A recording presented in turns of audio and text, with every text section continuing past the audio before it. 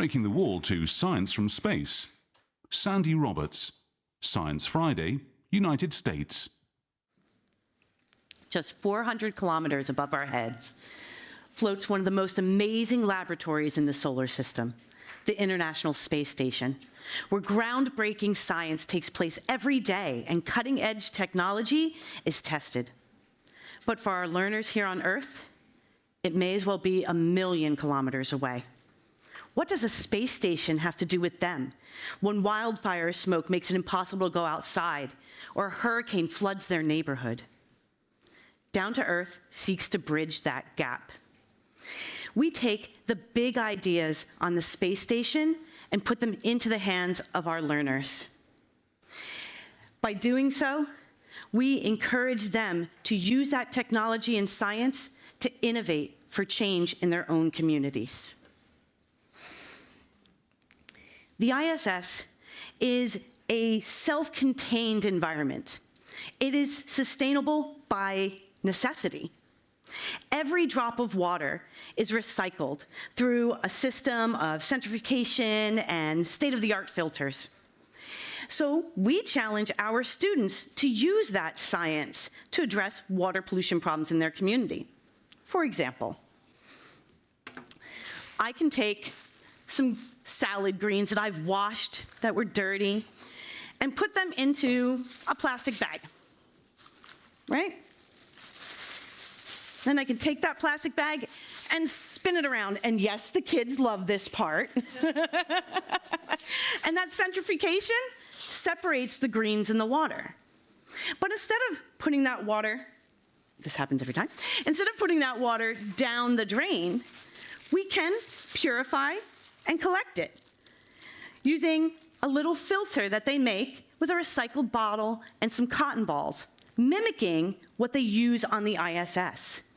And in that way, we can take really big ideas and make them something that kids can get their hands on and experiment with. So that's how we bring the science up on the space station down to Earth. The Down to Earth program has 4 main elements. The first is science engagement with scientists, astronauts, experts as they talk to our learners, and we live stream that out to our YouTube channel with over 200,000 subscribers. We design free activities and design challenges with our partner educators that encourage students to think critically and creatively while using common materials to address climate change problems. We have an online community for our participants where they can share ideas, ask questions, support one another, all in a very family-friendly, safe space. And finally, professional development for educators and training for our parents, both live and online, so that we can get feedback and input from them as a community.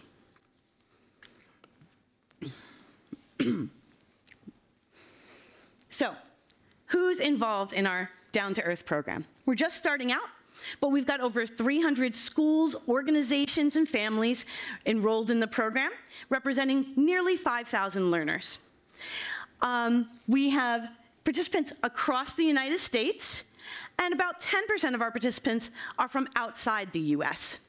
You'll notice Texas and Florida on that map. They're going to be important in a moment.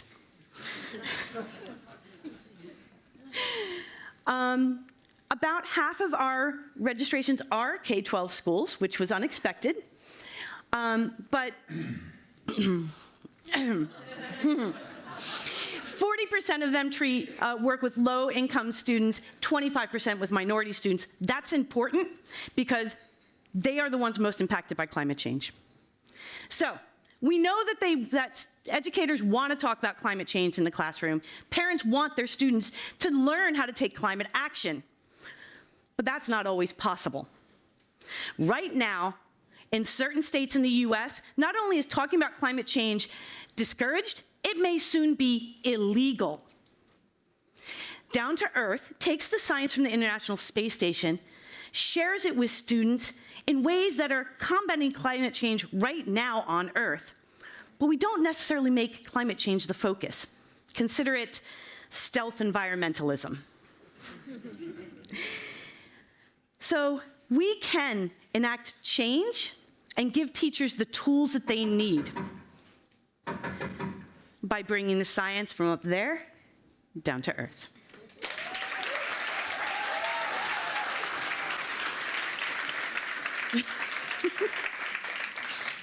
Welcome back to Earth for questions now. Thank you so much. What about the I in the ISS? How can you internationalize the program? What about language barriers or something like that? Have you thought about that? We are actually working directly with the International Space Station, and part of my goal of being here is to connect with other countries. So I spoke with educators from Mexico, from Europe. Now we can broaden what we offer and offer more of an international approach with the support from the ISS. So that's why I'm here. Thanks, nice presentation. A serious point though on your last comment really is, so if there is increasing resistance in schools, or not even resistance, but permission for schools to teach climate change, do you encounter any resistance? How will you get past that? And would winning a Falling Walls Engage brackets climate change award, would that have a helpful handle that? Well, welcome to the context of the US right now, where we have states enacting required climate change standards and states like Texas and Florida not allowing climate change to be uttered in the classroom. So what we do is align with the next generation science standards. Teachers can implement just about anything as long as it aligns with those standards. It then gives them the freedom to discuss the issues that matter to their students and to give the space for their students to say, hey, I'm in Flint, Michigan. That water filter can help me take lead out of the water. I want to do that. We put it in their hands so they can take climate action, right? And that gives them the freedom. Something like this empowers our educators that want to teach that. It signals to them that we're going to support them in that journey no matter what.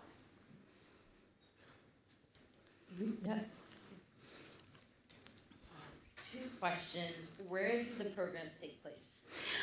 So right now we work with our community of educators. We have about 9,500 educators in our community, about 300 schools enrolled in this specific program.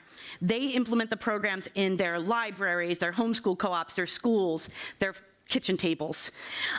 We do host some live experiences, but a lot of them also take place online because then I can reach a national audience. And sometimes it can be hard to have a climate change scientist or an astronaut come into a school, but you can Zoom from anywhere. And the second question, forgot it. No, I hear you. I know how that feels. Quickly, what are briefly other examples of what's covered in the curriculum, things like that? So right now we've rolled out 4 activities. We just piloted this month. We spent about 2 years in community with our educators developing the program. We cover water filtration, health and exercise, heat islands, and even robotics and tech in space. Perfect. For more details, also. Thank you. ScienceFriday.com/